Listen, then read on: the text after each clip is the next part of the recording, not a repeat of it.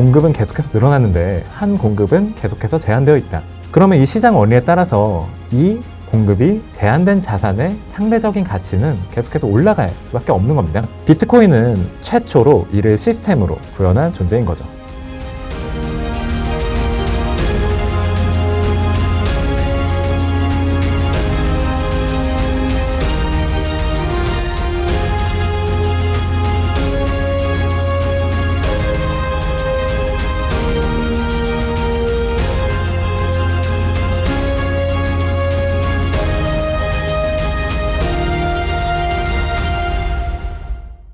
행부 반갑습니다. 오늘은 최동력 기자님 모셨습니다. 기자님 반갑습니다. 네, 안녕하세요. 네, 또 오랜만에 뵙게 됐는데 저희가 지금까지 거의 비트코인이랑 AI 관련해서 얘기를 많이 나눴었는데 최근에 또 그 비트코인의 가격의 변동성이 커가지고 기자님이랑 또 많이 얘기 나눠봐야겠다.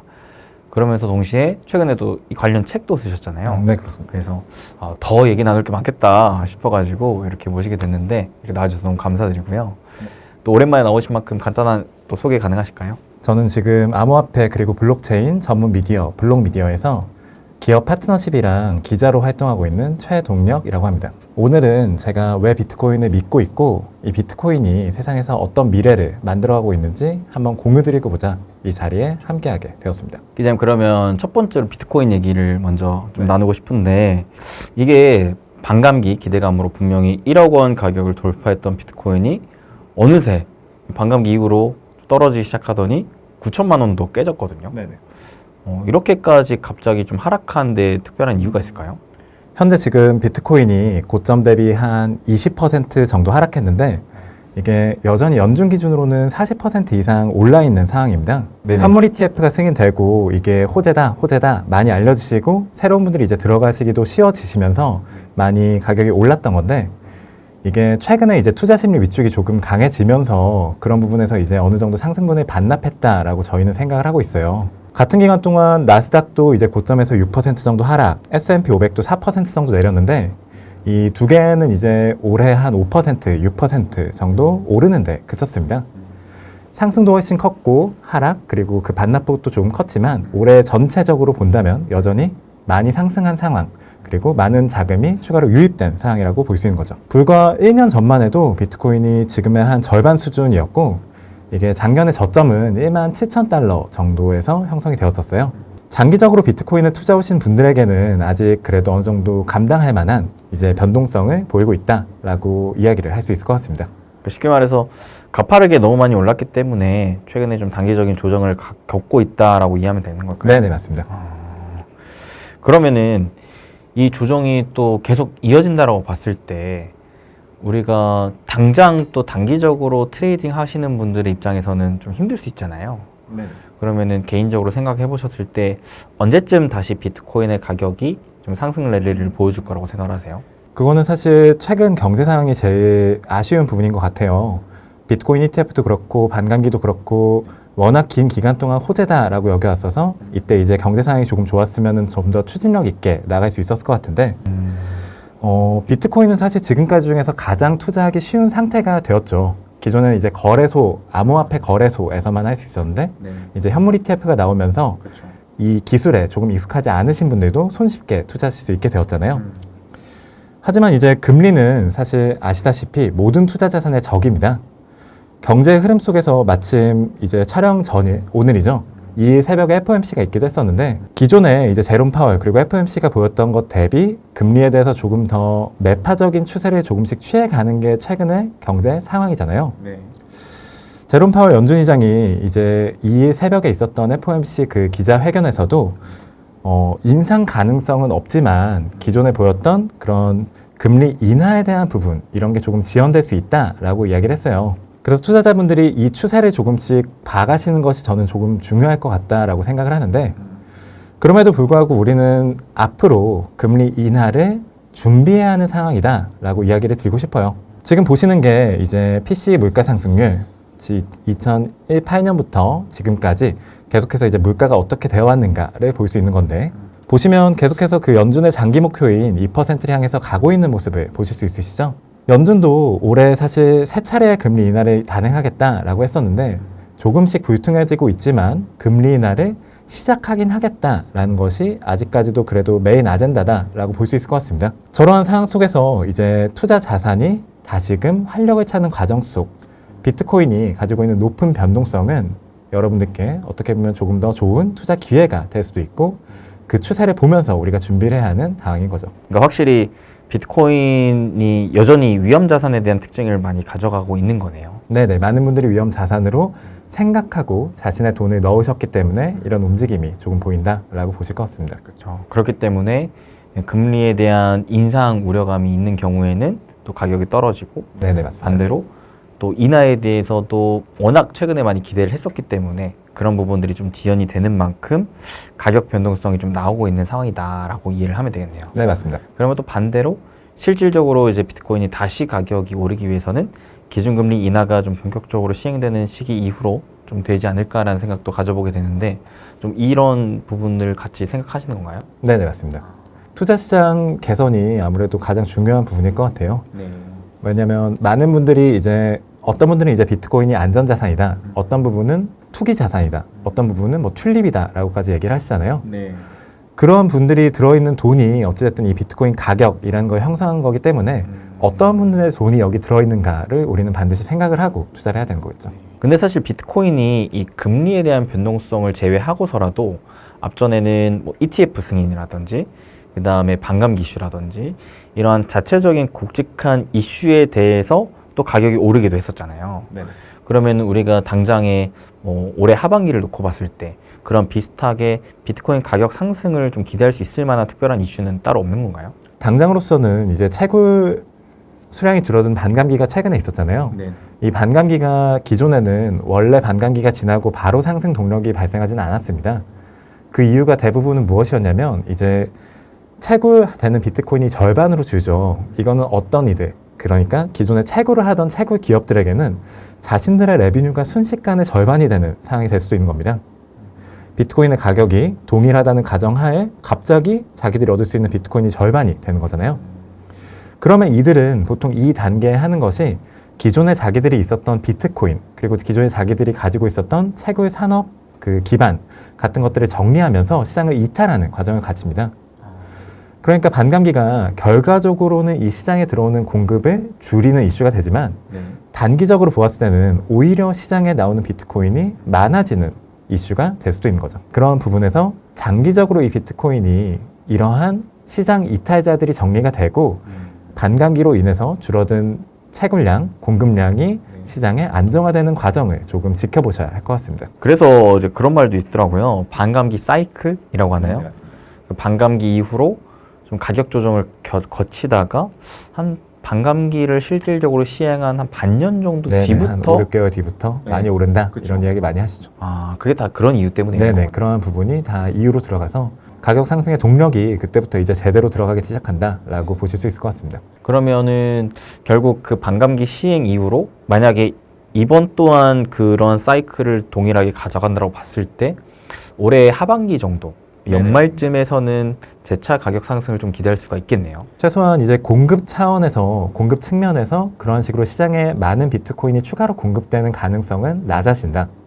그런 상황 속에서 만약에 새로운 자산에 대한 투자 수요가 늘어나게 된다면 그 중에 비트코인이 들어갈 수 있다면 비트코인의 가격도 조금 긍정적이지 않나라고 우리가 생각을 해볼 수 있는 거죠. 사실 금리만 보더라도 연준이 여전히 올해 그래도 금리 인상보다는 금리 인하 쪽으로 추를 좀 기울여 가고 있는 상황이고 또 올해 연말쯤에 미국 대선도 있기 때문에 정치적인 부분 종합적으로 봤을 때 그래도 연말쯤에는 기준금리 인하를 한 번쯤 하지 않을까라고 다들 생각을 하고 있죠. 그렇죠. 그러니까 그런 것들도 같이 딱 맞물린다면 여러모로 연말쯤 해서 비트코인의 가격 상승을 그래도 좀 기대를 해볼 수가 있다라는 생각도 가져보게 되는 것 같네요. 그리고 이제 현물 ETF 승인과 같이 어쨌든 새로운 자금이 들어올 수 있는 기반이 생겨가지고 아마 조금 더 긍정적인 모습 많이 기대할 수 있지 않을까라고 생각을 하고 있습니다. 그러면은 그러한 연말 때 2차 상승 랠리를 기대하시는 분들은 오히려 지금의 조정이 좀 저감해서 기회로 여길 수도 있는 거네요. 그렇게들 많이 생각을 하시죠. 그래서 비트코인 좋아하시는 분들은 오르면 뭐 비트코인 올라서 좋고 내리면 비트코인 더 살 수 있어서 좋다, 뭐 이런 이야기를 하시기도 합니다. 근데 이번에 기자님께서 쓰신 책을 보니까 제목이 비트코인 지금 사서 평생 투자하는 법이거든요. 이게 제목에서부터 비트코인을 어떤 식으로 좀 투자를 해야 되는지에 대한 부분을 좀 적으셨다라는 좀 인식이 강한데 혹시 뭐 특별한 투자 전략이 따로 있는 건가요? 책에서 내용은 사실 이 세상에서 비트코인이 어떤 걸 만들어가고 있는가 그것에 대해서 조금 공감을 해주셨으면 좋겠는 내용을 많이 담긴 했어요. 세부 투자법으로 말씀을 드리면 여러분들 처음 투자하시는 분들은 사실 분할 매수 그리고 조금씩 이 비트코인의 수량을 늘려가는 것을 가장 추천합니다. 왜냐하면 저희가 이 비트코인이라는 게 새로운 패러다임을 이 시장에 제시하고 있는 것 같기도 하고 기존에 우리가 보았던 주식이나 다른 자산들과는 조금 그 가치 산정에 대한 평가가 달라지는 게 사실이잖아요. 우리가 그런 상황에서 처음부터 많은 돈을 넣는다, 많은 믿음을 가진다라고 단정할 수가 없어서 가장 추천드리는 방법이라면 아마 DCA 같은 방법이 있을 것 같아요. 그 달러 코스트 에버리지라고 해서 정기적으로 일정 액수의 자산을 구매하는 방식으로 길게 보았을 때 내가 이 자산을 산 가격을 평균화하는 과정인데요. 지금 보시는 그래프에서 제가 지금 DCA에 따른 약 5년 정도 DCA를 했을 때 여러분들이 비트코인을 샀을 때 매주 $100씩 매수했다면 총 26,000달러의 투자금으로 지금쯤 얼마의 수익률, 자산을 만들 수 있는가를 보여드리는 그래프입니다. 보시면 이렇게 DCA를 했을 때도 저 초록색 선이 우리가 넣은 돈인데 정말 저 비트코인 가치가 왔다 갔다 하죠.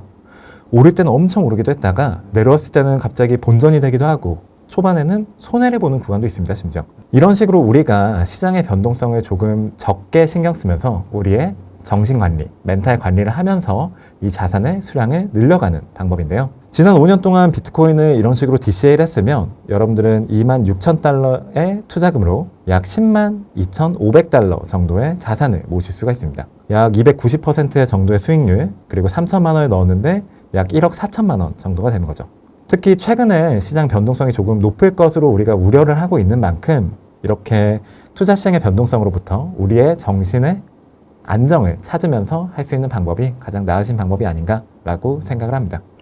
이게 매주 $100씩 5년간 모았을 때 수치인가요? 네, 맞습니다. 그 정도는 확실히 자산을 모은다라는 개념, 뭐 가령 금 모으기 같이 생각을 해본다면은 크게 부담스럽지 않은 거라고 볼 수가 있겠는데 커피 한 잔 안 마시고 산다, 뭐 담배 한 대 안 피고 신탄다 이런 식으로 보통 생각을 많이 하시죠. 그렇게 하면은 그러니까 총 매입 금액은 한 3천만 원 정도 되는 거고 이게 거의 몇 배가 수익이 나는 거죠? 수익률이 300% 정도, 그러니까 넣은 돈이 한 4배 정도가 되어 있는 겁니다. 또 이런 식의 접근법도 있네요.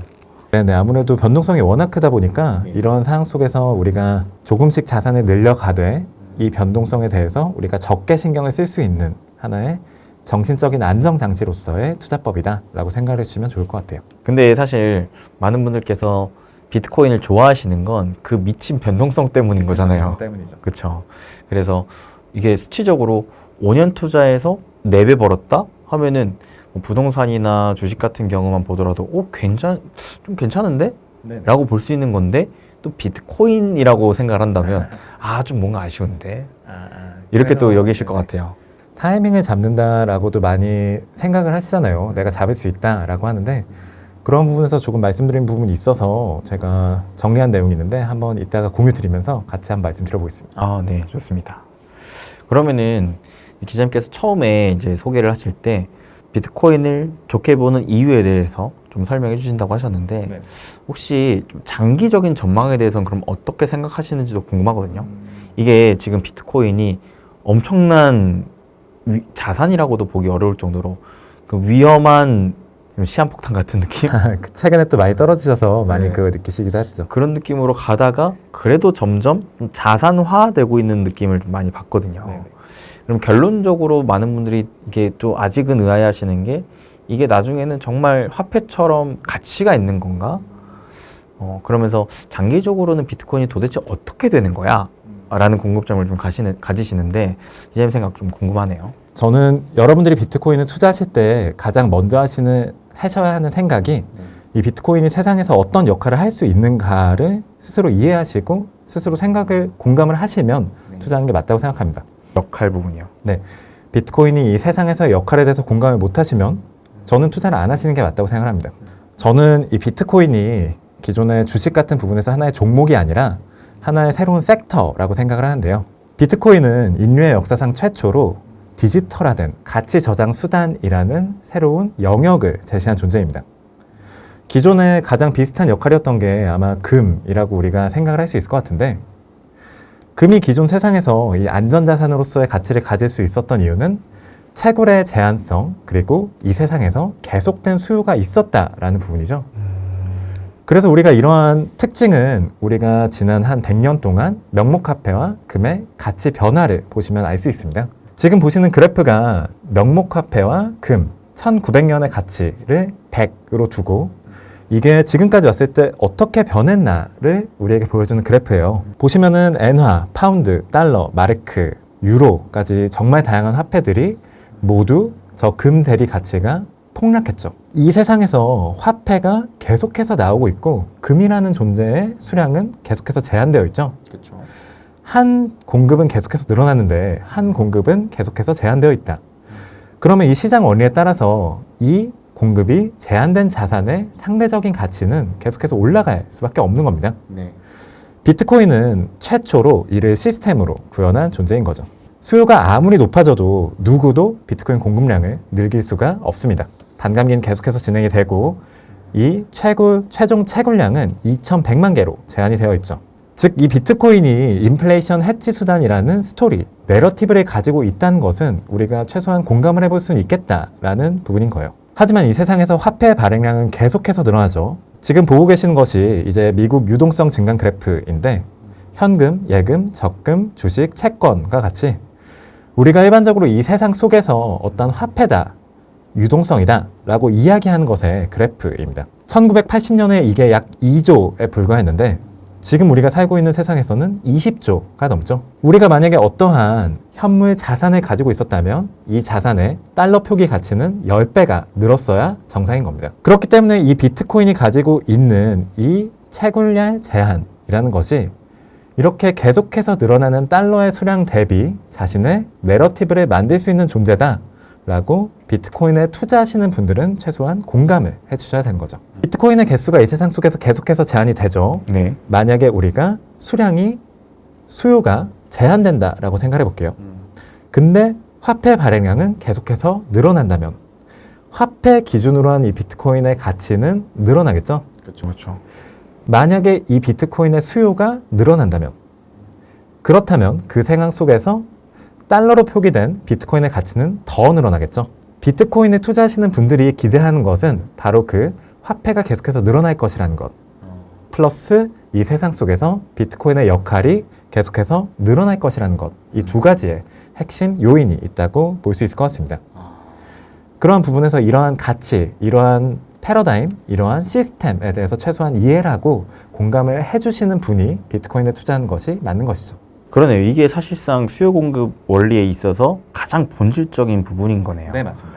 화폐 발행량은 계속 늘어나는데 그러면서 점점 화폐의 가치는 떨어지는데 비트코인은 그 반대로 오히려 반감기를 통해서 전체적인 채굴량을 줄여가기 때문에 그러면은 제한되어 있는 공급에 있어서 아까 보여주셨던 것처럼 제한된 공급에 있어서 금의 가치가 계속 유지가 되듯 네, 비트코인의 가치 역시 계속 유지가 되는 건데 근데 이거에 대한 효용 가치를 좀 더 많은 사람들이 가져가면 가져갈수록 네네. 수요가 붙어주면서 가격은 올라가는 네, 맞습니다. 원리인 거고 특히나 이거를 또 화폐 대비 생각해 봤을 때는 그 가치에 대한 부분이 더 부각받을 수는 있겠다. 네, 맞습니다. 굉장히 쉬우면서도 핵심적인 부분인 거네요. 네네. 비트코인을 이해하시고 이 비트코인이 만들어지는 핵심의 가치라고 생각을 해주시면 될 것 같습니다.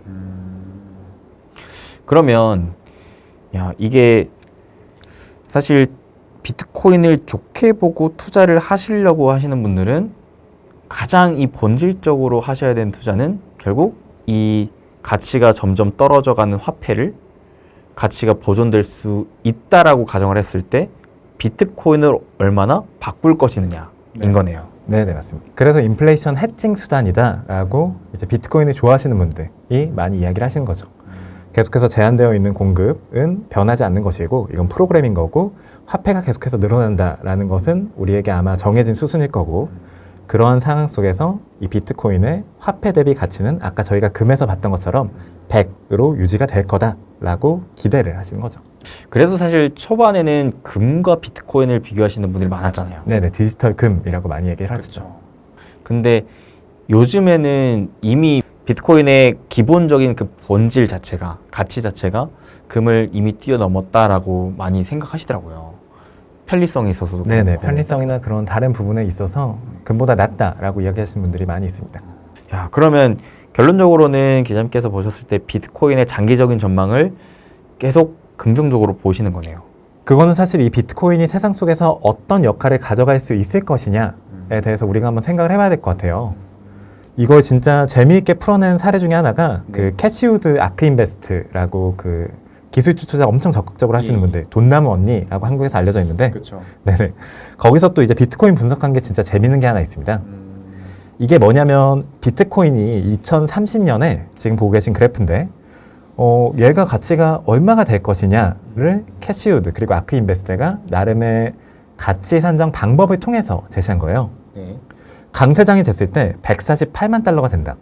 평범하게만 가도 70만 달러가 되며 약세장이었을 때 26만 달러가 된다. 지금 한 6만 달러 정도에서 막 왔다 갔다 하고 있으니까 지금 대비 뭐 20배가 넘게 오른다. 10배 넘게 오른다. 한 4, 5배 오른다. 이렇게 이야기를 하는 거죠. 이게 당장 5년 뒤잖아요. 네네, 당장 5년 뒤입니다. 이 계산법이 저는 진짜 재밌는 것 같아요. 이게 왜냐면 앞서서 제가 이 비트코인이 세상 속에서 어떤 역할을 할 수 있을 것이냐라고 이야기 드렸죠. 네. 비트코인은 이 가치를 가질 수 있다라고 캐시우드가 얘기하는 게 이 세상 속에서 비트코인이 어떤 역할을 해갈 것이냐를 기준으로 생각을 한 겁니다.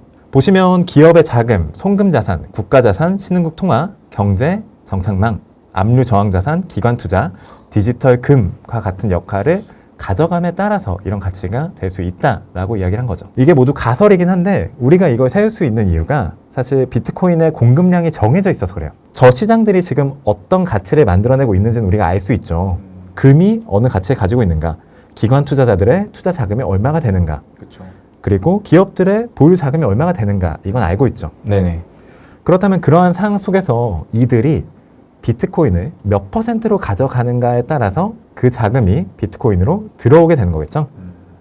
근데 비트코인의 공급량은 대략 2100만 개로 모든 상황에서 제한이 되어 있는 겁니다. 그러면 그 자산이 들어왔을 때 이 1개 비트코인이 저 역할을 가져가기 위해서는 얼마가 돼야 할까? 그 계산의 결과가 바로 앞서서 보셨던 140만 달러 막 이렇게 오르는 비트코인의 가격이다라고 보실 수 있는 거죠. 그러니까 이 세상 속에서 비트코인이 어떤 역할을 하느냐에 따라서 저 가격이 될 거다라고 캐시우드 그리고 아크인베스트가 전망을 한 겁니다. 야, 이 표로 한눈에 딱 보니까 확실히 많은 역할을 앞으로 할 것이 좀 전망되어 있다는 게 눈에 보여지네요. 네, 우리가 저런 역할을 할 수 있다고 기대를 할 수 있게 된다면 네네. 저거는 계속해서 그 역할이 늘어나겠죠. 예를 들어서 신흥국 통화 같은 경우에는 이제 엘살바도르 같은 국가는 이제 매일 비트코인을 사겠다 뭐 이렇게 얘기도 했고 실제 비트코인을 투자해서 많은 투자 수익을 누리고 있기도 하죠. 그 국가에서 과연 자기네들 자체 화폐를 가지고 있는 게 이득일 것이냐 아니면 비트코인과 같은 대체 자산을 통해서 이것을 하나의 국가 통화로서 활용을 하는 것이 더 이득일 것이냐, 이러한 부분에 대해서 이득이 되는 부분이 있다면 그들이 그걸 쓸 것이다. 그리고 그 역할이 늘어남에 따라서 가치는 늘어날 것이다 라는 게 저 로직의 기본 원리입니다. 이러한 관점에서 현물 ETF가 승인이 났다라는 건 어마무시한 호재인 거네요. 정말 엄청난 호재죠. 보시면 기업 자금, 그리고 개인 투자, 기관 투자 같은 부분에서 원래 비트코인 상황이었다면 쉽지 않았겠죠? 네. 그리고 저기 보시면 디지털 금이라는 역할도 있잖아요. 개인 투자자분들도 이제 금 투자 정말 많이 하시는데 그렇죠. 원래 거래소에 있었으면 사실 그 벽이 너무나도 높잖아요. 네.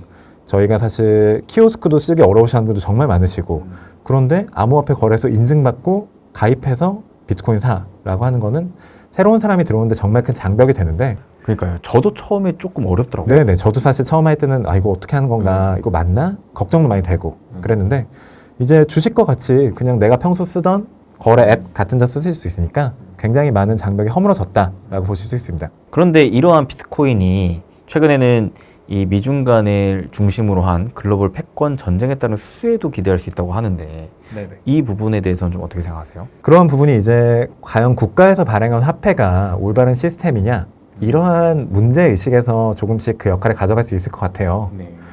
예를 들어서 그 이야기가 나왔던 이유가 그 러시아에 대한 경제 제재 때문에 시작이 되온 거죠. 그렇죠. 미국이 이제 그 러시아 우크라이나 전쟁에 대해서 야 너네 왜 전쟁하냐 너네 가지고 있는 거 우리가 너네 달러로 이제 원유 같은 거 못 사게 할 거야 라고 이야기를 하면서 경제 제재를 가하게 됨으로써 아 이러면은 우리가 어떻게 운영을 해야 되냐 우리가 미국에 아직까지 회달려야 되냐 라는 의미로 중국과 이제 러시아 같은 국가들이 우리는 위안화를 쓰겠다 네. 뭐 그런 식으로 하면서 그런 이야기가 나온 건데 그렇죠. 비트코인 같은 경우에는 우리가 지금 가치 변동성이 있긴 하지만 최소한 내가 6만 달러의 비트코인을 받는다면 5만 달러의 가치가 있는 어떤 자산을 줄 수는 있지 않을까요? 6만 달러 줬는데 제가 6만 달러 비트코인 송금해 드릴게요. 5만 달러 정도 하는 기름 주시겠어요? 라고 한다면 해줄 수 있겠죠? 그렇죠. 그런 의미에서 조금씩 쓰질 수 있는 가능성이 생기고 있다. 그리고 이제 우크라이나 전쟁 같은 데서도 거기서 이제 기부 같은 걸 이제 암호화폐로 진행했던 경우가 굉장히 많았어요. 기존에는 이제 금융 시스템이 사실 붕괴해 버리면은 거기서 이제 우리가 송금을 할 수도 없고 기존 은행 시스템에서 우리가 자산을 유지할 수 있는 방법이 없는데 그런 분들이 만약에 부동산이 아니라 비트코인을 들고 계셨다면 최소한 나의 자산을 어느 정도는 유지하실 수 있었겠죠. 그러한 부분에서 조금씩 이 지정학적인 위기 속에서 비트코인이 가능성이 제시되고 있다라고 이야기를 많이 하시는 것 같습니다. 결론적으로는 이 기본적으로 화폐에 대한 가치 효용성의 부분이 점점점 떨어지고 있기 때문에 그 틈새 시장을 비트코인이 계속 공략해가는 틈새 시장에 비트코인이 공략한다. 특히 달러 같은 경우에는 인플레이션이 계속해서 발생하기도 하고 또 경제 제재를 통해서 이게 우리가 쓰고 있긴 하지만 결국 미국이라는 나라가 결정하는 시스템이구나라는 걸 그 사례를 통해서 많이 국가들이 느낄 수 있었잖아요. 그런 부분에서 대체제에 대한 수요가 그래도 과거보다는 조금 높아졌다라고 우리가 생각을 할 수 있겠죠. 네. 이게 사실 비트코인의 첫 탄생이 그러한 지긋지긋한 중앙화 시스템에서 좀 맞습니다. 벗어나기 위함이었잖아요. 내가 가지고 있는 자산이 얘네들이 다 결정한 대로 다 이루어지기 때문에 이건 좀 아니지 않냐. 그래서 우리끼리 좀 해보자 라고 했던 게 취지였는데 결국 이러한 흐름이 타고 지금은 국가들 입장에서 그 탈달러화, 탈미국화를 하기 위해 좀 더 많이 쓰여지고 있다. 된다 안 된다를 떠나서 가능성이라고 제시한 존재가 과연 이 세상에 있었는가를 생각해 보면 좋을 것 같아요. 그래서 처음에는 사실 비트코인이 탄생했을 때 많은 사람들이 이게 뭐야 다 부정하기 바빴거든요. 왜? 기존에 없었던 거니까. 없었던 거죠. 새로운 패러다임이기 때문에. 그렇죠. 항상 이 변화에는 사람들이 적응을 하기 어렵기 때문에 처음엔 다 부정을 하고 시작하잖아요. 그러다가 이런 것들이 점점 효용 가치가 생기고 역할이 하나둘씩 생김에 따라 쓸만한데? 괜찮은데?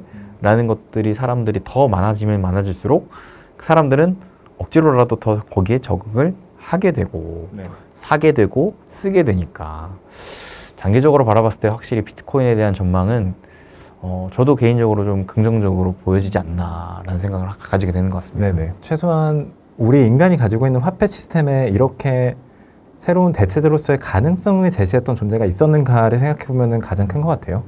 화폐가 사실 정해져 있는 존재가 아니잖아요. 인류의 역사의 초기에는 물물 교환으로 시작했던 교환이 이제 조개 껍데기 같은 거로 되고 그게 안 되니까 이제 뭐 돌이나 귀금속 이런 거로 화폐 만들었다가 이것도 좀 불편하다 해서 지폐가 나오고 지폐가 결국은 또 지금은 신용이라는 시스템이 되어서 사실 우리 지금 지폐 하나도 안 쓰시잖아요. 그런 식으로 이제 화폐라는 게 정해져 있지 않은데 우리가 워낙 오랫동안 이 시스템 속에서 살아왔고 이게 당연시 되다 보니까 밖에 가능성이 있다라는 거에 대해서 많이들 두려움을 느끼시기도 하고 말도 안 돼 라고 이야기 많이 해주시는 것 같습니다. 최소한 비트코인은 근데 0에서 1을 만든 존재긴 하지 않나 라고 저는 생각을 해요. 사실 그런 생각을 가져야지만 투자를 할 수 있는 거잖아요. 비트코인이 아직 변동성도 크고 워낙 많이 오르기도 했고 또 어쨌든 실물이 없다라는 걸 가장 많이들 지적을 하시니까요. 이런 게 가능할 수 있다라는 믿음이 있어야지 투자를 할 수 있는 것 같습니다. 저는 요즘에 또 그런 생각도 해본 게 비트코인의 일단 총 발행량 자체가 정해져 있잖아요. 이게 총 얼마죠? 2,100만 개. 2,100만 개죠. 그러면은 이거를 사실상 한 사람이 한 개를 가진다라고 했을 때도 그러면 전 세계에서 2천만 명이 되는 건데 네네. 한 개를 가질 수 있는 사람이 네네. 근데 한 개만 가질 것이냐 네네. 더 많이 가지고 있을 수도 있고 심지어는 그 누락된 것도 많잖아요. 없어진 것도 많죠. 그렇죠. 그러면은 이런 생각을 가져봤어요. 저는 이게 내가 비트코인을 한 개만 가지고 있어도 전 세계에서 그래도 좀 탑에 위치해 있지 않을까? 그럴 수 있지 않을까라는 기대도 많이 하시는 게 네. 앞서서 제가 보여드렸던 그 그래프가 딱 그런 기대감을 반영해서 만들어진 그래프잖아요. 아, 최근에 그 비트코인 강남 아파트 된다 이런 얘기 하시는 분들 아, 있는데 그렇죠, 그렇죠. 그게 딱 저 좋은 시장 상황을 가정했을 때 딱 강남 아파트 정도 될 수 있을 것 같아요. 만약에 그러면 이 세상에 내가 비트코인 한 개 가지고 싶어 라고 생각하는 사람이 2,100만 명보다 많아진다면 어떻게 될까요? 그러면 분명 가치가 더 높아지겠죠? 그렇죠. 그러한 기대감에 의해서 이 세상에 비트코인을 가지고 싶어 하는 사람이 많아질 거다. 비트코인을 쓸 수 있는 사람이 많아질 거다. 라는 것을 공감하시는 게 사실 비트코인 투자의 첫걸음인 것 같습니다. 그래서 이게 비트코인이라는 거는 결국 또 누가 얼마나 가지고 있느냐도 알 수가 있잖아요. 네네. 그래서 그들의 그런 뭐랄까요? 약간 명예의 전당 같은 느낌으로 또 기록되지 않을까. 아, 내가 비트코인 몇 개 가지고 있다. 그렇죠. 모두가 나의 자산을 보게 되는 네. 그럴 수도 있죠. 왜냐면은 또 사람은 결국 이 인정욕, 명예욕이 있기 때문에 전 세계적으로 봤을 땐 더 클 거란 말이죠. 전 세계 사람들한테 내가 돈이 이렇게 많아라는 네. 걸 보여줄 수 있는 시스템이 될 수도 있겠네요. 그러면은 아 그래도 비트코인 한 개 정도는 살볼 만하겠다. 아, 열심히 모아서 한 개 네. 사는 걸로 DCA 열심히 하셔서 한 개 사면 딱 좋지 않을까라고 생각합니다. 그러면은 매주 100달러 사서 모으는 기준으로 5년이 걸리면은 3천만 원 정도니까 이거를 뭐 세배수로 쳤을 때 그러면은 그래도 매주 한 300달러 정도 네네, 열심히 모으시면. 열심히 한번 모아보면은 5년 뒤에는 그래도 한 개 정도 모을 아, 근데 5년 뒤에 가격이 똑같아야 되는 거니까 그러면 또 재미가 없으실 것 같고 비트코인 겟은 좀 적지만 그래도 법정 화폐 기준 가치가 많이 올라 있으면 좋지 않을까라고 생각이 드네요. 네. 그러니까 저는 이거를 뭔가 가격이 막 폭발적으로 올라서 내가 이걸로 일확천금을 벌어 완전 뭐 떼부자가 된다는 생각보다는 정말 그 의미 있는 정말 그 가치를 보고 내가 그를 달성하기 위해 자산을 사서 모은다라는 개념으로 네네. 접근을 해보면 좀 괜찮은 투자 전략이 될 수 있지 않을까라는 생각을 좀 가져보고 있습니다. 그리고 어쨌든 이렇게 조금이라도 자기 포트폴리오 속에서 가져가신다는 게 관심이 전혀 달라지잖아요. 그렇죠. 이 시장이 만약에 나중에 계속해서 좋은 퍼포먼스를 보이는데 그걸 모르실 수도 있는 거고 안 좋으면은 아 이거 아니었네 라고 스스로 느끼실 수도 있는 거고 그렇죠, 그렇죠. 투자하시는 것 자체는 저는 엄청 공부가 많이 되시고 새로운 경험이 될 수 있을 것 같다라고 생각이 듭니다. 저 같은 경우에도 이제 개인적으로 좀 그렇게 가지고 있는 게 제가 도지코인을 옛날에 한 게 있어요. 근데 저도 사실 처음 도지코인 투자할 때 아, 이거 말도 안 되는 코인이다 라고 생각했거든요. 강아지 그려있는 코인이 막 암호화폐 시가총액 10위 안에 막 들어있으니까. 네. 근데 지금까지 들고 있는 코인 중에 걔가 수익률이 제일 좋습니다. 그래서 저도 이제 그거를 훈장으로 남겼어요. 내가 옳다고 생각하는 게 항상 옳지 않을 수 있다. 내가 가치가 없다고 믿는다고 해서 그게 가치가 없을 거란 생각하지 마라. 이런 훈장으로 제가 한 국내 거래소에 한 10,000원 정도 도지코인 들고 있습니다. 근데 기자님께서 이런 비트코인 관련해 가지고 이번에 책을 저술을 하셨잖아요. 네, 비트코인 지금 사서 평생 투자하는 법. 네. 이걸 또 써주셨는데 이 책은 누가 좀 읽어줬으면 좋겠다라는 생각으로 쓰신 건지도 궁금하거든요. 사실 처음 비트코인을 접하시는 분들은 이거 이해하기가 정말 어려워요. 그렇죠. 이게 뭐야? 이거 말도 안 되는 거 아니야? 그리고 뭐 기반이 없잖아. 변동성 너무 높잖아. 라고 이야기 많이 하시죠. 저는 근데 이 비트코인이 변하는 모습을 저는 계속 봐왔거든요. 제가 처음 비트코인 투자했던 게 2016년, 2017년 이 정도였었는데 그때는 사실 어디 가서 나 비트코인 투자해 라고 말하는 게 정말 좀 민망했어요. 왜냐면 그때 다들 막 사기다, 폰지다. 그렇죠. 그리고 많이 떨어지기도 했었고 그때 올랐다가 떨어지기도 했었고 그런데 제가 작년에 이제 비트코인 행사도 다녀오고 제가 이쪽 업계에서 많이 일을 하다 보니까 이 친구들은 우리가 느끼진 못하지만 세상 어딘가에서는 자신의 역할 그리고 자신의 가능성을 만들어 가고 있긴 해요. 어떤 국가에게는 정말 자신들의 화폐보다 더 나은 화폐가 될 수 있는 거고 만약에 우리가 살고 있는 국가가 초인플레이션 국가라면 우리나라 화폐 들고 있는 것보다 어제 대비 10% 떨어진 비트코인 들고 있는 게 나을 수도 있는 거죠. 우리 화폐는 100% 몇백 퍼센트가 막 떨어지는데 가치가. 그런 걸 조금 공감해 주시면 좋지 않을까라는 내용을 많이 담았습니다. 그리고 이제 투자법에 대해서도 그래서 변동성이 많이 걱정을 하셔서 이제 이런 사례를 하나 공유 드리고 싶어요. 우리가 옳은 자산에 투자했으면 왜 여기에 대해서 오래 장기 투자 믿고 들어가야 하는가? 지금 보시는 차트가 이제 2002년부터 2022년까지 S&P 500에 투자하셨으면 얼마를 벌 수 있었나를 시각화한 그래프예요. 그냥 들고 있었으면 우리가 얻을 수 있는 돈 많이 올랐죠? 64,800달러가 돼 있습니다. $10,000를 넣었는데 6만 달러가 돼 있으면 든든하죠. 근데 두 번째, 우리가 저 시장에서 가장 많이 올랐던 10일만 놓쳐도 그 돈은 29,000달러가 됩니다. 20일을 놓치면 18,000달러, 40일을 놓치면 오히려 손해를 보죠. 우리가 저렇게 20년이라는 긴 시간 동안 좋은 자산에 투자를 했음에도 불구하고요. 자, 여러분들은 이제 비트코인에 대해서 만약에 믿게 되셨다면 이제는 이 자산의 가능성, 가치를 믿으셔야 돼요. 이 친구가 미래 어떤 모습을 만들어 갈 수 있을지, 과연 화폐라는 것이 우리의 세상 속에서 어떠한 역할을 하고 있는지, 그리고 비트코인이라는 존재가 화폐를 대체할 가능성이 조금이라도 있는지, 0은 아닌지, 그러한 것을 공감하신다면 단기적인 변동성에 대해서는 조금 거리를 두시고 조금씩 내가 이 자산을 모아가는 것이 올바른 방법이다 라는 이야기를 드리고 싶더라고요. 그리고 정말 이 세상에서 비트코인은 이미 옛날보다는 많은 가치를 만들어내고 있기도 해요. 앞서서 제가 비트코인 네트워크가 어떤 역할을 하느냐에 따라서 가치가 생긴다라고 이야기 드렸는데, 누군가는 진짜 화폐로 쓰고 있기도 하고, 누군가는 금처럼 모으고 있기도 하고, 누군가는 기업이 모으고 있기도 하죠. 여러분들이 믿는 가치를 한번 생각해 보시고 그 가치가 한번 확립이 되셨다면 최소한 나의 포트폴리오 일부로서 계속해서 들고 갈 만한 존재다라는 걸 좀 공감드리고 싶어서 이야기를 썼습니다. 옳은 자산에 투자했으면 길게 믿고 가져가라 라는 생각을 공유드리고 싶어서요. 네. 근데 기자님, 이 비트코인이랑 혹시 AI랑 맞물려서 서로 뭐 생기는 투자 아이디어, 뭐 서로에게 끼친 영향 이런 게 좀 없을까요? 왜냐면은 저는 비트코인도 물론 긍정적으로 보지만 그보다 더 긍정적으로 보는 게 AI거든요. 사실 또 기자님께서는 AI 관련 또 책도 여러 권 쓰셨잖아요. 그래서 그 교집합에 대해서 어떤 부분을 좀 생각하시는 게 없을까를 좀 여쭙고 싶었거든요. 비트코인도 그렇고 이제 블록체인 기술이 이제 기존에 있었던 네트워크가 조금 다른 네트워크가 세상에 나온 거잖아요. 이 블록체인 기술 같은 경우에는 인공지능과 접목해서 기존에 우리가 이 인공지능의 단점이다라고 생각하는 부분을 굉장히 많이 획기적으로 개선시킬 수 있는 기술이기도 합니다.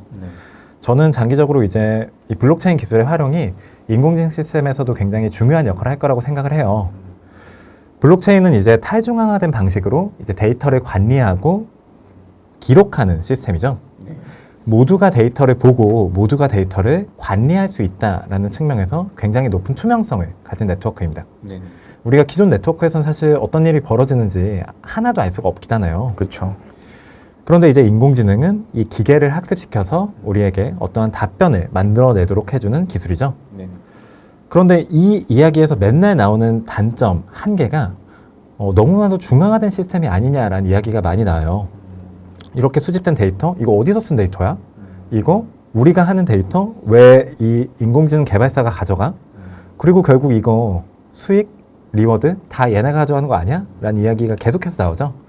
그래서 이 인공지능을 집중화시키면 안 된다라는 이야기가 많이 나오기도 하고요. 데이터를 다룬다는 공통점과 그 중앙화와 탈중앙화라는 두 개의 대척점에 있다는 특징이 저는 이 두 개 기술이 굉장히 큰 시너지를 만들어낼 수 있는 기반이 될 거라고 생각합니다. 지금 보고 계시는 저 원 차트가 이제 비탈릭 부테린이라고 그 이더리움의 파운더가 있죠. 그 친구가 이제 두 개 기술의 시너지가 날 수 있는 부분이 뭐가 있다라고 개인적으로 이야기하는 내용이 있어요. 그 친구는 이제 데이터 소유권, 투명성, 그리고 자산화, 기술 간의 경쟁과 같은 영역에서 이 두 개 기술이 같이 활용이 된다면 굉장히 많은 시너지를 만들어낼 수 있을 것이다 라고 이야기를 했습니다. AI는 이제 굉장히 복잡한 딥러닝을 거쳐서 그들의 답변을 주죠. 우리 쓰는 사람들은 그 입력감, 우리가 던진 질문, 그리고 출력값, 거기서 나오는 답변, 이거 두 개 말고는 어떻게 이게 나왔는지를 알 수가 없습니다. 그래서 이거 올바른 거 맞아? 얘네가 원하는 대로 세상이 돌아가는 거 아니야? 이런 의문, 걱정이 계속해서 나오는 거죠. 이걸 이제 블랙박스 문제라고 하는데 이러한 문제가 결국 심해지면 우리가 인공지능을 믿을 수 없게 되거나 인공지능이 굉장히 편향된 이야기를 우리에게 계속해서 주게 되거나 혹은 법적이나 어떤 문제들이 생길 수 있는 가능성이 굉장히 높아지죠. 블록체인은 이러한 기술을, 이러한 네트워크 활동을 공개시키고 모두가 볼 수 있게 하고 이러한 과정이 어떻게 일어나는지를 우리가 알 수 있게 해줄 수 있는 가능성이 있습니다. 네트워크상에서 모든 게 있고 아까 말씀하셨던 것처럼 이거 누구 돈인지 다 알 수 있는 것처럼 그렇죠. 그런 거를 공개된 형태로 네트워크상에 기록할 수 있기 때문에 이러한 과정이 어떻게 일어났고 만약에 잘못된 부분이 있었다면 그거를 우리가 캐치할 수 있게 해줄 수 있겠죠. 블록체인과 이 인공지능 사이의 접목을 굉장히 많이 생길 것 같고 최근에 주목받는 거로는 이제 뭐 월드코인 같은 것도 굉장히 많이 주목을 받았죠. 네. 니어 프로토콜 같은 경우에도 이제 웹3 쪽에서는 인공지능과 관련해서 굉장히 많은 기술로 굉장히 주목할 기술로 이야기가 되고 있는 분야이기도 합니다. 아직까지 그렇게 많지 않지만 이 인공지능 기술, 블록체인 기술이 조금씩 더 대중화가 되어 갈수록 이 두 개를 접목한 사례도 분명 많이 나올 것 같습니다. 근데 또 그런 와중에 지금 현재 상황에서의 AI를 또 주도하고 있는 건 또 GPT 기반이잖아요. 네네. 근데 이 GPT 기반에 있어서 또 새로운 모델 출시를 또 앞두고 네네. 있더라고요. GPT-5죠. 네. 이 GPT-5 같은 경우에는 특별히 또 어떤 부분들이 새로워지는 건지도 좀 궁금하네요. 굉장히 많은 차이점이 있죠. 기존에는 이제 프로세스가 개선되는 건 당연한 거고 기존에 이제 GPT-4 같은 경우에도 사람들이 보는 대부분의 시험에서 상위 10%의 성적을 보였거든요. 이게 정말 대단한 게 의학 시험에서도 상위 10%, 법률 시험에서도 상위 10%, 뭐 생물학, 역사, 수능 시험 이거를 정말 아무것도 안 해도 그냥 물어보는 것만으로 상위 10% 성적을 낼 수 있었던 거예요. 근데 사람들은 거기서 정말 그 상위 10% 성적 얻으려면 너무나도 노력해야 되잖아요. 그렇죠. 의학 이런 거는 뭐 말할 것도 없죠. 그래서 의사 판사가 이제 사라진다라는 얘기도 있었잖아요. 네네, 그런 이야기도 나오기도 하고 우리가 과연 이 공부를 계속해야 되는 게 맞나 이런 이야기도 많이 하긴 했죠. 그렇죠. 결국 인간이 이 친구에게 대체될 거다라는 이야기도 사실 그런 거에서 나온 거기도 하고요. 네. GPT-5 모델은 이런 부분에서도 굉장히 많은 개선을 이뤄냈다고 합니다. 아직까지 이제 정량화된 데이터가 나온 건 아닌데 샘 올트먼이 이제 어떤 인터뷰 같은 데서 말한 것 중에 제가 굉장히 재밌다라고 느낀 게 샘 올트먼은 자기가 느끼기에 GPT-4의 답변은 1만 개 중에서 하나만 만족스러운 답변이었다. GPT-4는 완전 썩이었다라고 이야기를 했어요. 상위 10%인데요. 네네, 그러니까 말입니다. 아, 그런데 이제 GPT-5 같은 경우에는 이 친구와 전혀 다르다. 자기는 지금 이 친구를 이제 단순히 챗봇이 아니라 자기의 파트너로 쓰고 있다라는 이야기를 했더라고요. 기존에는 이제 단순히 답변을 주는 이야기, 능력만 할 수 있었다면 추론을 할 수 있고 어떠한 문제가 제시되었을 때 기존의 GPT는 이 문제에 대해서 굉장히 단편적인 답만 내놓을 수 있었다면 이 문제의 본질이 무엇인지 판단하고 그 문제를 세분화해서 각각에 대한 답변을 줄 수 있는 모델로 개선시켰다라고 이야기를 했습니다. 자기 기업 퍼포먼스를 위해서 얘기한 걸 수도 있긴 하겠지만 어느 정도 그래도 정말 다른 차이를 만들어냈겠구나 라고 우리가 기대할 수가 있는 거죠. 또 다른 차이점으로는 이 친구가 기존의 GPT는 이제 약간 텍스트로 우리가 질문, 답변을 진행했었죠. 네. GPT-5 같은 경우에는 이제 말하기, 이미지, 코드, 그리고 오디오 같은 것들을 종합적으로 다루는 멀티모달 기술이 본격적으로 제시가 될 것이다 라고 이야기를 해요. 지금 보고 계신 사진이 이제 GPT에게 어떤 질문을 던졌을 때 우리가 이미지 분석을 기반으로 얻을 수 있는 답변인 건데 질문이 이제 저 줄이 끊어지면 어떤 일이 일어날까? 라는 질문이죠. 그러면 사람들은 이제 뭐 풍선이 날아가겠지 라고 생각할 것 같습니다. GPT도 이제 저 사진을 보고 풍선들이 날아가 없어질 겁니다 라고 이야기를 할 수 있게 되는 거죠. 이게 정말 저희가 기존에 봤던 이 인공지능과 전혀 다른 인공지능이 우리의 삶 속에 다가오고 있다라는 거를 보여주는 사례예요. 우리는 이제 더 이상 저 GPT, 챗 GPT랑 대화만 하는 게 아니라 저 친구가 이제 여기 앉아 있을 수도 있고 여기에 우리의 삶 속에 함께 하면서 우리의 냉장고 열어보고 우리 주인이 좋아하는 소세지가 다 떨어졌네? 소세지 좀 주문해야겠다. 이런 식으로 할 수도 있고 사람들과 의사소통할 수 있는 존재로서 우리의 삶 속에 함께하게 될 수 있는 존재가 되어가고 있다라고 우리가 느낄 수 있는 거죠. 저 기술이 본격적으로 적응되면 아마 우리가 그 공상과학 영화에서 봤던 인간 같은 로봇을 마주하는 세상이 멀지 않았을 거라고 저는 느끼고 있습니다. 벌써 그렇게 되는 건가요? 네네, 정말 1년 사이에 너무나도 많은 변화가 있었죠. 야, 이게 사실 또 AI, AGI 이런 네네. 걸로 또 부르잖아요. 네네. 인간과 동일한 수준의 업무를 할 수 있게 되는 인공지능이라고 많이 이야기를 합니다. 참 무섭습니다. 무섭죠. 그런 세상 속에서 우린 과연 뭘 해야 될까? 그러니까요. 분명 알고 분명 생각을 해보셔야 되는 시기죠. 그러니까 저도 그렇기 때문에 진짜 일주일에 한 번은 꼭 날 잡아서 이렇게 그냥 먼 하늘을 바라보면서 생각을 좀 해요. 인간만이 할 수 있는 네, 나는 뭘 해야 되는 건가? 앞으로 어떤 일을 해야 되며 또 사람 간에 있어서는 어떠한 또 커뮤니케이션을 해야 되며 나중에 또 결혼해서 자녀를 낳으면 어떤 식으로 또 자녀 교육을 해야 되는 건가? 되게 생각이 깊어지는데 그만큼 AI라는 게 참 무서운 것 같습니다. AI 무섭죠. 인간이 지금까지 있었던 패러다임을 정말 바꿀 수 있는 기술이라고 생각합니다. 지금까지는 그런데 이제 결국 인간이라는 존재 안에서 그게 바뀌었잖아요. 인간이라는 존재를 중심으로 바뀌었는데 인공지능은 어떻게 보면 이 친구가 어떤 개별 인식으로서 개별된 존재로서 이 세상에 존재할 수 있다는 게 정말 기존과는 다른 차이점을 우리에게 보여주고 있는 거죠. 그러면은 그 무서운 AI 인공지능 기자님은 또 어떤 식으로 활용을 하고 계신지도 궁금하네요. 저는 GPT 정말 매일 써요. 저는 그리고 심지어 계정을 2개 가지고 있습니다. 왜요? 하나가 이제 GPT 좋은 모델을 쓸 수 있는 캐페가 있어요. 할당량이 있는데 저는 그거를 보통 그 시간에 다 쓰거든요. 매일같이 이 친구한테 질문하고 매일같이 이 친구한테 뭘 시켜가지고 저는 그래서 계정을 2개나 쓸 정도로 지금 쓰고 있습니다. 이번에 책을 쓸 때도 제가 이 GPT 굉장히 많이 쓰기도 했는데 네네. 이제 최근에 나온 기술 중에 이제 GPT-S라는 게 있어요. S. 네네, GPT-S라고 우리가 이 GPT 모델을 기반으로 우리가 원하는 인공지능을 만들 수 있는 기술이 나오기도 했습니다. 그거 저번에 소개해 주셨잖아요. 네네, 챗봇 같은 건데 이제 저희 굉장히 많이 됐어요. 그래요? 네네. 실제 이 친구가 많은 챗봇이 나오기도 해서 뭐 우리가 직접 챗봇을 만들고 저 같은 경우에는 제가 쓴 책에 목차를 학습시킨 다음에 나처럼 써줘 라는 식으로 하고 제가 어떤 소스를 준 다음에 이걸 나처럼 써줘 라고 해서 어떤 틀을 만들고 그걸 기반으로 일을 하고 글을 쓰고 이렇게 많이 쓰기도 했습니다. 참 일 효율적으로 하시네요. 이게 없었으면 정말 저는 못했을 거라고 생각해서 한번 봐보시면 좋을 것 같아요. 제가 워렌 버핏 챗봇 이런 걸 만든 것도 있어서 간단하게 혹시 볼 수 있으시면 보여드리려고 가져왔는데 여러분들이 원하는 방식으로 답변을 만들 수 있게 이끌어갈 수 있다는 게 정말 다른 차이를 만들어요. 예를 들어서 워렌 버핏이라면 코카콜라에 어떻게 투자할까? 굉장히 좋은 주식이라고 하겠죠. 워렌 버핏이라면 게임스탑 같은 주식에 대해서 어떻게 평가할까? 살 만한 가치도 없는 주식이라고 이야기를 하겠죠.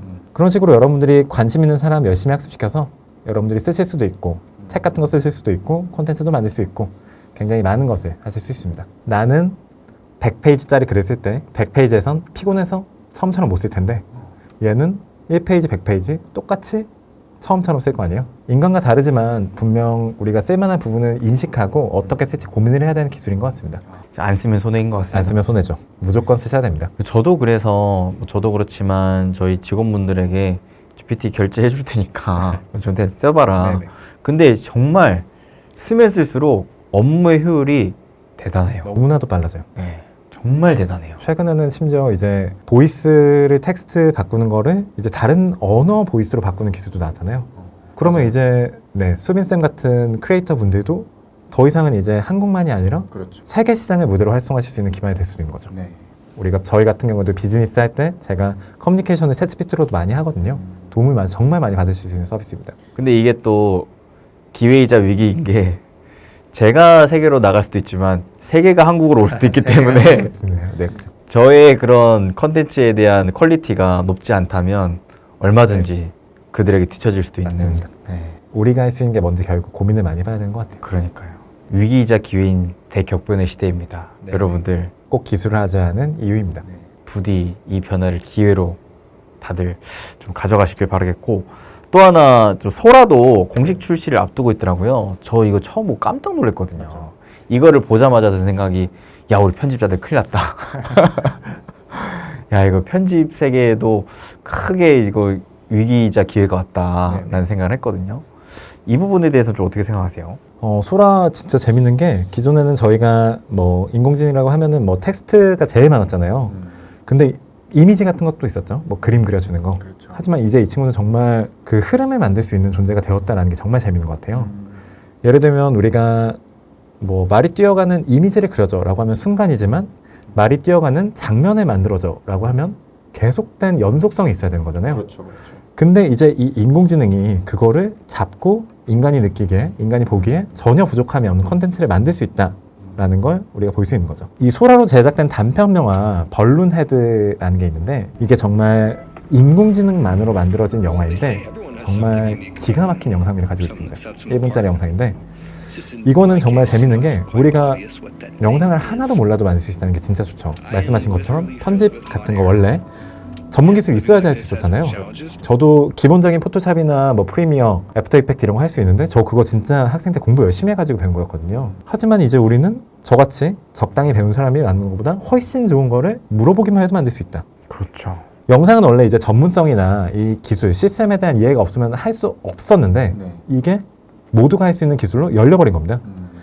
우리가 알고 있는 미디어가 정말 전혀 달라질 수 있는 기술이라고 저는 생각을 해요. 유튜브에도 이제 정말 기존에는 영상 편집 못하면 유튜브 못 올렸는데 이제는 내가 나만의 단편명을 계속 찍어서 올릴 수도 있고 나만의 드라마를 만들 수도 있고 수백만 개의 아마 영상 채널이 더 생길 수 있고 우리가 기존에 있었던 문서로서의 어떤 저장을 동영상 같은 형태로도 할 수 있지 않을까라고 생각을 합니다. 그러니까 남고 싶은 이야기, 장면을 남기는 방법이 다른 생상으로 만들어질 수도 있다는 거죠. 그리고 이게 결국 이런 기술을 보시면서 느껴야 되는 거는 얘가 텍스트를 영상으로 만들 수 있다는 거는 얘가 영상을 텍스트로 바꿀 수 있다라는 걸 의미하는 거예요. 결국 이 친구는 두 개를 왔다 갔다 할 수 있는 존재이기 때문에 우리의 글을 보고 저 영상을 만들 수 있는 거죠. 저 영상을 본다면, 현실을 본다면 그걸로 텍스트를 만들 수 있는 겁니다. 이해를 할 수 있게 되는 거죠. 챗GPT가 이제 전 세상에 있는 텍스트를 읽었다면 이제 소라와 같은 친구들은 전 세계에 있는 영상을 볼 수 있는 거. 우리와 같이 세상을 보면서 우리와 같이 비주얼, 세상이 움직이는 걸 보면서 이게 어떻게 변한다라는 걸 이해하는 인공지능이 우리 앞에 와 있다라는 걸 느끼실 수 있는 기술입니다. 좋죠. 재밌고 꼭 써보시고 우리가 어떤 변화를 마주하고 있는가 봐야 하시는 기술입니다. 이게 아마 유튜브를 하시는 분들은 공감하실 거예요. 저 같은 경우에는 글을 쓰는 것보다 말하는 게 편하거든요. 그래서 지금도 사실 책을 집필하고 있지만 너무 힘들어요. 차라리 말로 하면 할 수 있겠는데 글로 하려니까 너무 힘든데 이거를 그래서 저희는 항상 영상 기반으로 얘기를 하기 때문에 이런 부분을 저희 또 연구 직원분께서 제 방송을 다 보고 요약 자료로 텍스트화해서 만들어줘요. 그거를 보시면서 시청자분들께서 보다 시간을 단축시키고 또 영상보다는 텍스처가 편하신 분들이 있기 때문에 그런 분들 위해서 제작을 해드리는데 이것 또한 굳이 사람이 할 필요가 없는 거네요. 맞죠. 영상을 텍스트로 바꿀 수가 있기 때문에 그렇습니다. 그렇죠, 그렇죠. 그리고 이렇게 영상에 또 특화된 사람이 텍스트도 이 시장도 계속 더 확장시킬 수 있는 거고 맞죠. 반대로 작가들은 이렇게 영상을 기반으로 한 부분까지도 확장시킬 수 있는 거고. 원래로서 작가 쓰면 나는 글밖에 못 쓰지만 이제는 내가 정말 스토리 너무 재밌게 잘 써. 그러면 나의 드라마 만드는 건 1도 아니겠죠. 그러니까요. 네네. 이제는 PD가 사실 의미가 없어지는. 자신의 생각을 할 수 있는 사람이 정말 가치를 만들 수 있는 세상이 되어가는 것 같습니다. 네. 그런 사람이 이제 열심히 써서 뭐 웹툰도 사실 요즘 인공지능 이미 써서 하시는 분들도 많고 요즘 게임 보면 게임 일러스트를 그냥 인공지능 굴려서 하는 친구들도 정말 많아요. 티가 나는데 어쨌든 그 친구들은 그게 없었으면 못 만들었을 테니까. 그렇죠, 그렇죠. 근데도 심지어 매출 순위 보시면 꽤 높아요. 그런 식으로 누군가 이미 써서 자신들의 생각을 현실화하는 데 쓰고 있더라고요. 그러니까 이게 단순히 저도 AI를 보면 볼수록 생각하는 건 투자를 하는 것도 하는 거지만 써야 된다. 써봐야지 그걸 느끼세요. 네. 얘가 뭘 할 수 있다.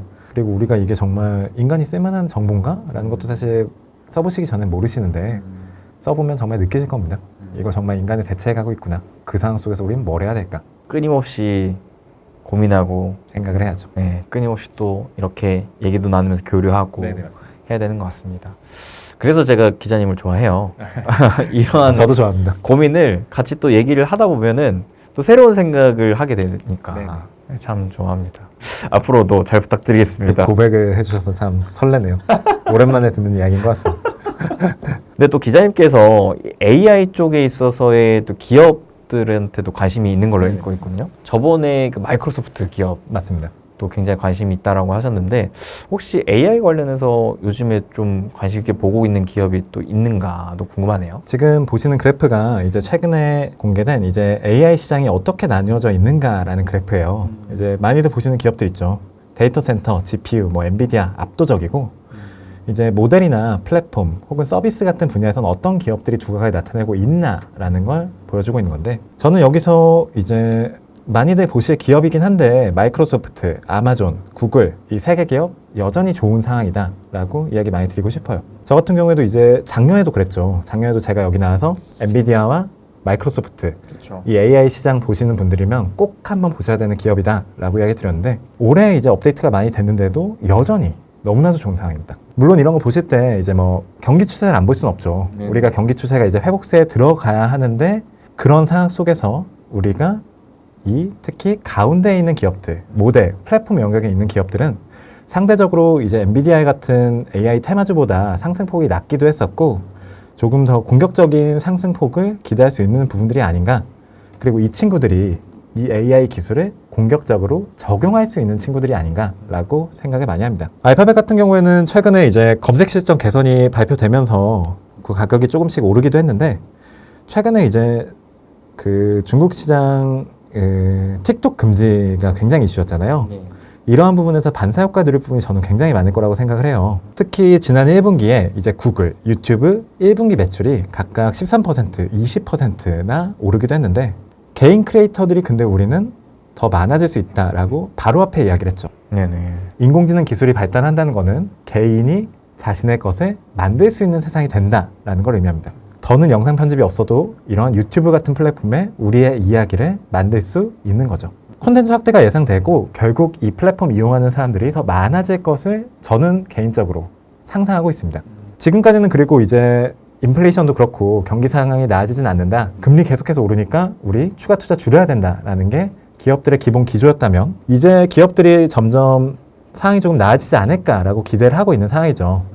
그러면 가장 먼저 고무줄처럼 늘었다 줄었다 하는 비용이 바로 마케팅 비용 아닙니까? 그렇죠. 광고 시장이 지금까지는 조금 침체된 모습을 많이 보여왔는데 올해부터는 이렇게 새로운 시장 생기고 금리 인하가 되고 새로운 기술도 생기고 새로운 사람들이 이 플랫폼 속으로 들어오면서 광고 시장 성장하면서 이 구글, 알파벳과 같은 기업이 조금 긍정적이지 않나라고 생각합니다. 데이터도 그렇고 서비스도 그렇고 검색 엔진 데이터가 가지고 있다는 것도 분명 우리가 무시할 수 없는 부분이기도 하고요. 아마존 같은 경우에도 최근에 이제 자신들의 이제 상업 데이터를 인공지능 모델 개발 같은 데 조금 적극적으로 쓰겠다라는 발표를 했어요. 그리고 이제 저 클라우드나 이런 부분에서 굉장히 높은 비중을 가지고 있는 기업이기도 하고 물류 부분에서 이 인공지능이나 이 새로운 기술들이 적용돼서 효율화 낼 수 있는 부분이 너무나도 많아서 저는 분명히 주목할 만한 기술이라고 생각을 합니다. 그런데 아직까지는 조금 실용적인 적용 사례다라고 할 수 있는 부분이 없는 부분이 저는 조금 아쉬워요. 저는 이런 게 조금 보이고 그 기술이 실제 미래를 만들어갈 수 있다고 제가 느끼면 조금 투자하는 성격이어가지고 그런 부분에서 조금 아쉽긴 한데 주목할 기업으로서 하나 저는 꼭 말씀드리고 싶은 게 아마존이기도 합니다. 네이버 같은 기업도 굉장히 주목할 부분이 있다라고 한 게 이 상업 데이터의 활용이라는 부분이었는데 그렇죠. 아마존은 전 세계에 있죠. 네. 그리고 최근에는 이제 한국 시장 유통 이런 것까지 이야기를 하게 됐는데 아마존이라는 기업이 전 세계로 유통량을 넓히는 과정 속에서 이 인공지능이라는 프로세싱 기술을 활용해서 어떻게 그들의 물류를 만들어갈 것인가. 그리고 저 클라우드 영역에서 지금 다른 기업보다 조금 아쉽긴 하지만 클라우드 영역에서는 굉장히 높은 점유율을 가지고 있는데 저 서비스 모델이라는 부분에서 어떻게 자신들의 역할을 만들어갈 것인가를 우리가 봐야 되는 거죠. 보시면은 각 기업들이 가지고 있는 엣지가 다르잖아요. 구글 같은 경우에는 이제 검색 엔진 이런 부분에 대해서 데이터를 가지고 있는 게 개별 엣지를 만들 수 있을 거고 아마존 같은 경우에는 이제 아마존 웹 서비스 저 친구들이 이제 상업 데이터 같은 거 있으니까 써먹을 부분이 있을 거고 마이크로소프트 같은 경우에는 뭐 오픈 AI와 거의 한 몸이다라고 우리가 생각을 하고 있는데 OS를 가지고 있다는 거랑 이 사람들의 컴퓨팅을 모두 볼 수 있다는 게 정말 큰 장점이 되기도 하죠. 네네. 마이크로소프트 같은 경우에도 제가 최근에 이제 실적 발표를 한번 보고 왔는데 이제 코파일럿과 AI 이 두 개가 제가 작년에 저희가 기대할 수 있다라고 말씀드린 것처럼 정말 많은 성장을 이뤄냈어요. 특히 클라우드 컴퓨팅 부분에서는 더 높은 성장, 전년 대비 이 거래가 80% 증가하고 데이터 분석이나 개발 도구, 인공지능과 같은 부분에서의 애저 사용량이 계속해서 증가하고 있고, 그러니까 이 인공지능이라는 게 우리가 쓰는 서비스가 되어가는 과정 속에서 얘를 써야 하는, 이제 엔비디아의 GPU가 우리가 물리적인 기반이라면 어떤 소프트웨어적인 기반을 이 마이크로소프트가 계속해서 확보를 해가고 있는 거죠. 그리고 코파일럿과 같은 실제 생산성을 만들어내는 서비스도 점점 수익이 늘어나고 있고, 마이크로소프트 365, 오피스 365와 같은 서비스들도 실제 사용 사례를 만들어내고 있기도 합니다. 이 부분에서는 이제 매출이 전년 대비 12.7% 증가했다고 하더라고요. 그런데 사실 지금 마이크로소프트 오피스 인공지능 쓰시는 분이라고 하면 많지 않을 거예요. 거의 없을 거의 거예요. 없죠. 네. 너무나도 많은 파이가 아직까지 열려 있다는 겁니다. 그렇죠. 그리고 이게 사실 미국 시장에서 이제 특정 언어를 기반으로 먼저 선출시를 한 거거든요. 그게 반영된 것만으로 이렇게 매출 증가를 이뤄냈는데, 그리고 아마 아직 적용 안 한 기업들 너무나도 많을 텐데 이걸 써보고 싶다라는 건 분명 보시면 반드시 느낄 거예요. 이거 쓰는 거랑 쓰지 않는 거 너무나도 효율이 다릅니다. 저도 지금 이걸 어떻게 쓸 수 있을까 많이 고민을 하고 공부를 하고 있기도 한데, PPT 같은 경우에 그냥 만들어 달라고 하면은 다 만들어주고, 구글, 독스, 워드 같은 데서 그냥 다 짜줘요. 데이터 분석까지 해주고, 우리가 못하는 거 너무나도 쉽게 해주는데, 이거 한 달에 뭐 몇만 원 더 내고 쓴다 안 쓴다 하면 당연히 써야 되는 서비스거든요. 우리에게 새로운 풀이 열리고 있는데, 이게 실제 수익 모델로 선순환을 만들어내는 순간 한 기업이 쓰면은 분명 다른 기업도 쓸 수밖에 없을 테고, 효율성이 너무나도 다르니까. 그렇죠. 그러한 굴레를 이제 막 굴러다기 이제 시작했다. 그리고 그걸 사람들이 지금에야 조금씩 느껴가고 있다라고 볼 수 있을 것 같아요. 그래서 이 두 개 기업은 저는 꼭 한번 보시면 좋을 것 같다라고 말씀을 드리고 싶습니다. 저만 해도 이 방송 준비할 때 PPT 제작하는 게 참 어렵고 시간도 많이 들거든요. 어렵죠. 그래서 저는 무조건 쓸 생각인데, 무조건 써야죠. 이 시장도 점점 확장되고 있다라는 게 참 기대가 되는 상황인 것 네네. 같습니다. 저도 많이 보면서, 매일같이 보면서 이게 바뀌고 있다는 걸 많이 느끼고 있습니다. 그러니까 이게 단순 뭐 기업이 성장해서 투자를 해야 된다라는 것도 있겠지만, 이런 게 생기니까 일단 내가 써서 나의 가치를 높여야지. 네네. 새로운 걸 만드시는 분이시니까 더 그렇게 느끼실 것 같아요. 오늘도 많은 것들을 알려주셔서 너무나 감사합니다. 그러면 저희 끝으로 시청자분들께 하고 싶은 얘기 있으시면 자유롭게 하시고 마무리하겠습니다. 오늘 인공지능이랑 이제 비트코인과 관련해서 이야기 드렸는데, 여러분들이 결국 투자를 하시는데도 생각하셔야 되는 거는 우리가 어떤 세상을 마주하고 있는가에 대해서 꼭 한번 고민을 하고 생각을, 투자를 하시면 좋을 것 같아요. 비트코인 같은 경우에는 저는 이제 새로운 화폐 시스템을 만들 수 있는 존재다라고 생각을 한다고 이야기 드렸죠. 인공지능 같은 경우에는 기존의 인간의 역할을, 인간의 능력을 정말 획기적으로 늘릴 수 있는 기반이라고 저는 생각을 합니다.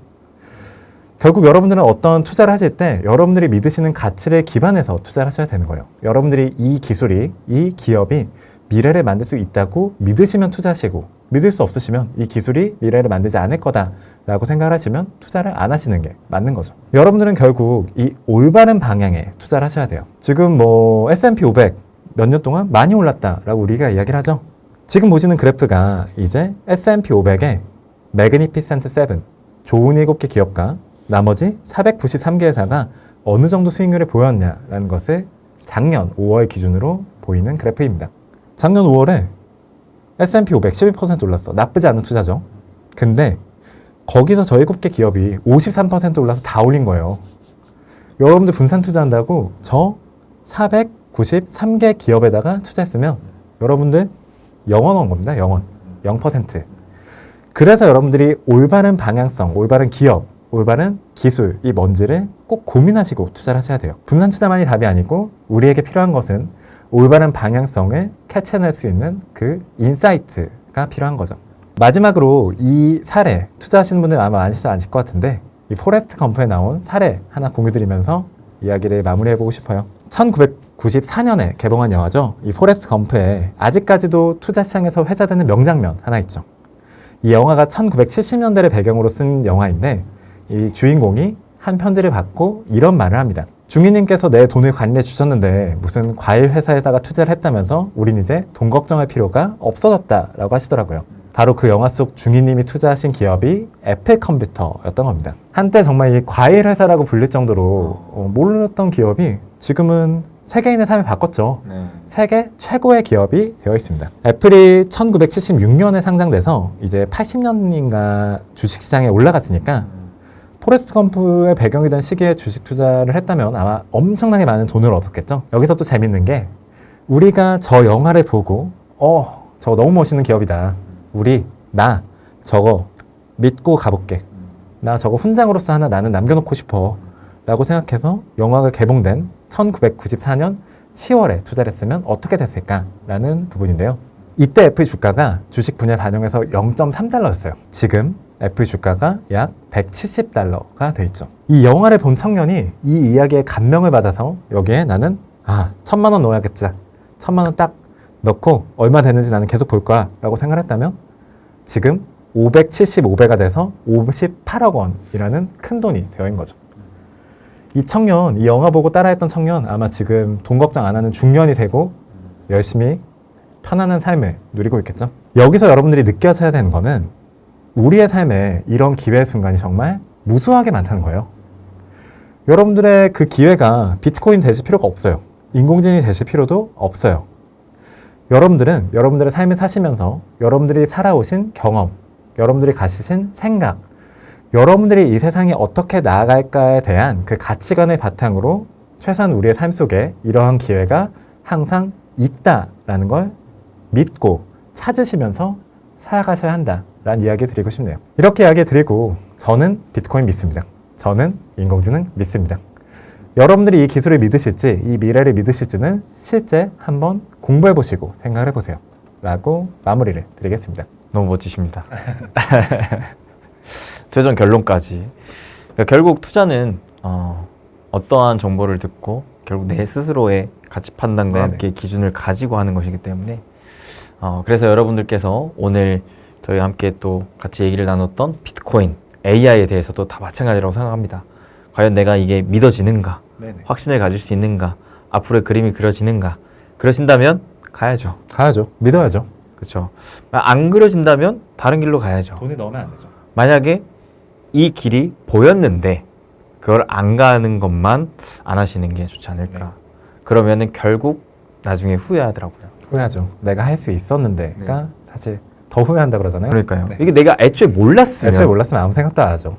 몰랐으면 뭐 그런가 보다 하는데 알았는데 분명히 가야 된다라는 생각까지도 했는데 안 간다면 네네. 그거는 나중에 또 후회로 남으니까 우리 후회하는 선택만 하지 말자고요. 네, 이렇게 오늘 최동엽 기자님 모시고 또 다양한 이야기 나눠봤습니다. 네, 그러면 여러분들의 그 선택을 또 존중하며 여러분들의 그 선택에 또 좋은 결과가 있길 응원하며 함께 마무리 인사하겠습니다. 네, 여러분 행복 되세요. 안녕히 계세요.